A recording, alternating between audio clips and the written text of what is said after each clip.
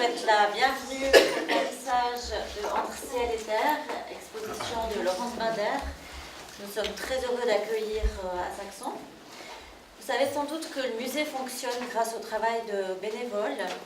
Et puis ce soir, j'aimerais remercier les 3 personnes qui se sont occupées de cette exposition parce que toutes 3 ont une vie professionnelle et familiale bien chargée.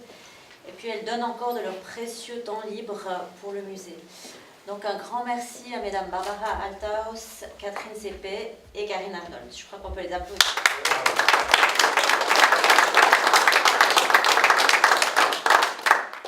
Voilà, tout à l'heure, M. Stéphane Couta, qui a fait le tracé entre ciel et terre, vous parlera plus du travail artistique.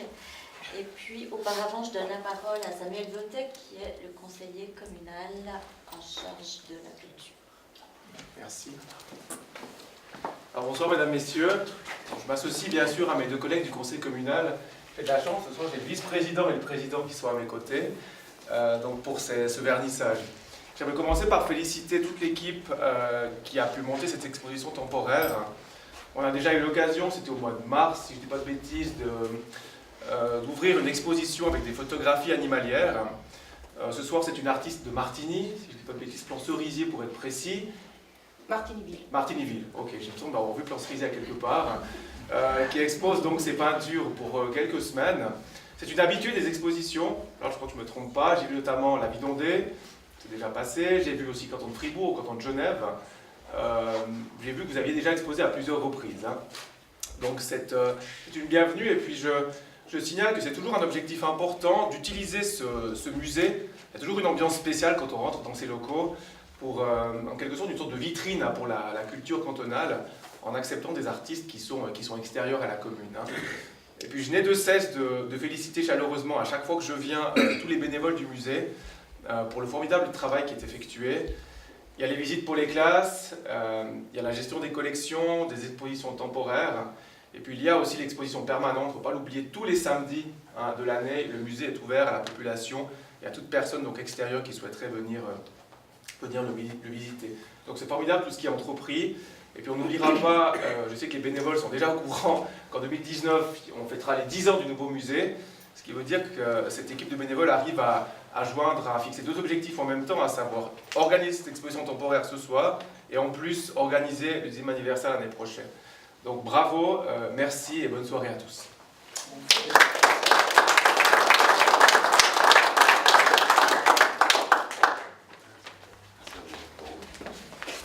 Je mets un peu plus ça, comme ça on voit les roses, c'est déjà très important.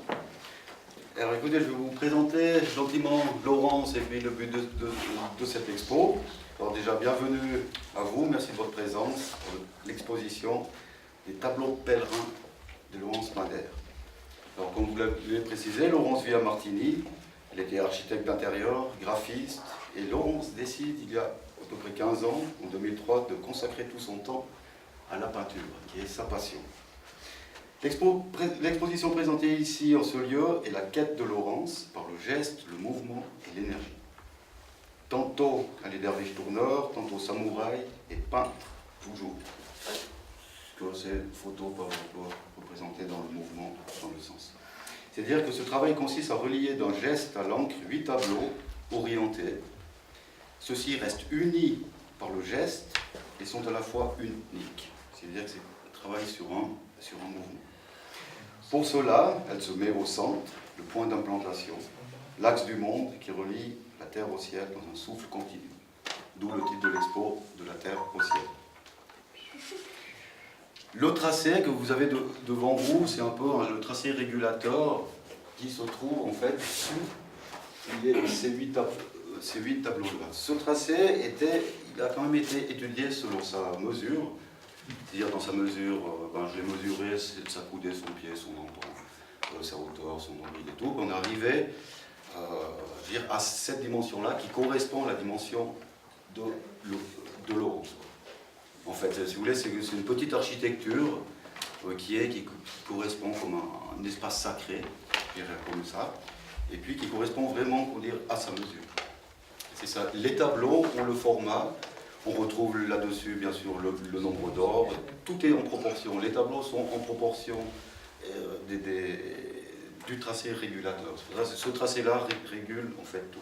Mis à part le mouvement de Laurence quand elle est au centre et qu'elle part autour et qu'elle tourne, comme on peut voir sur les photos ici, c'est vraiment un geste. Ça, donc c'est vraiment quelque chose qui est dans la quête de Laurence. Voilà. Si jamais il y a une petite brochure que vous pouvez consulter après, c'est vraiment c'est un peu par étapes. C'est pas comment dire un manuel de géométrie, mais ça explique un peu l'évolution. On part du carré, il y a un peu une symbolique, c'est un peu le carré de la Terre pour aller au cercle du ciel, tout ce qui est un peu ce qui relie un peu. Voilà. Ça, vous pourrez le consulter. C'est l'unique exemplaire parce qu'il a juste été fait un peu comme ceci. Alors voilà, c'est pour consultation. Hein? Il est là, si jamais, il laisse là. Voilà.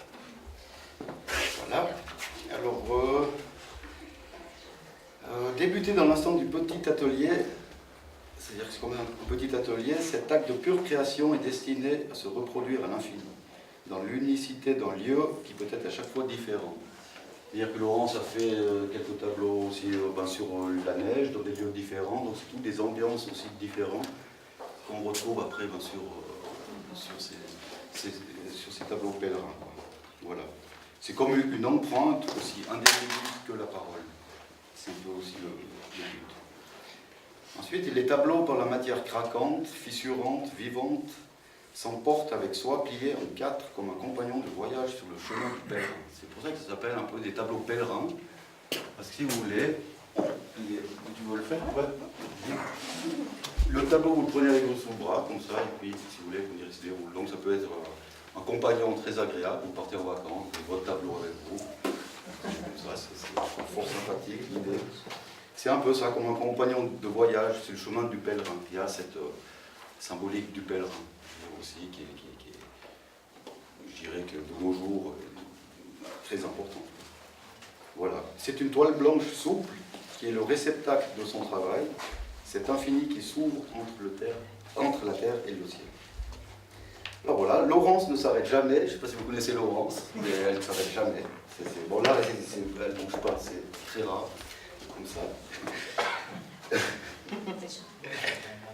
Tout lui est création, avant terre et ciel. Cette exposition qu'elle présente ce soir, il y a en ce moment, qu'on dira Satigny, construction et déconstruction, qui finit le 23 de ce mois. Il y a le finissage 23 de ce mois.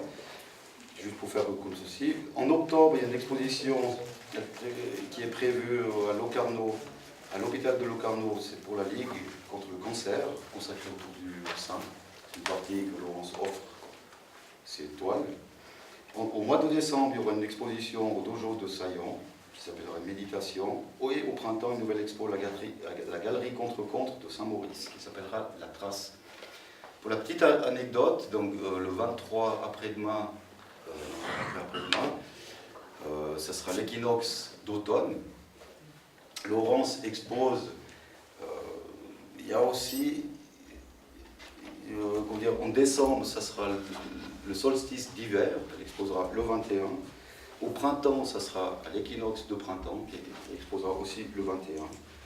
Et puis, voilà, donc c'est aussi un cycle qui fait partie, je dirais, le titre de l'expo va très bien, entre terre et ciel. C'est un mouvement, c'est quelque chose de cyclique, un mouvement qui fait...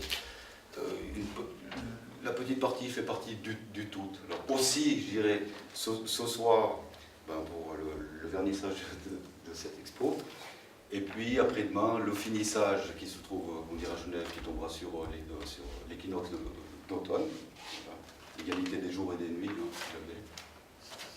Et puis après, le solstice d'hiver, etc. Donc c'est une petite partie, mais qui fait partie d'un tout. Comme le tableau-là fait partie d'un tout. Ce tableau-là fait partie du tout, du mouvement, qui fait partie de Laurence. Voilà. Et Laurence m'a dit, je la cite, « Je peins sans savoir pourquoi ». Donc ça, si vous avez des questions, c'est la suite.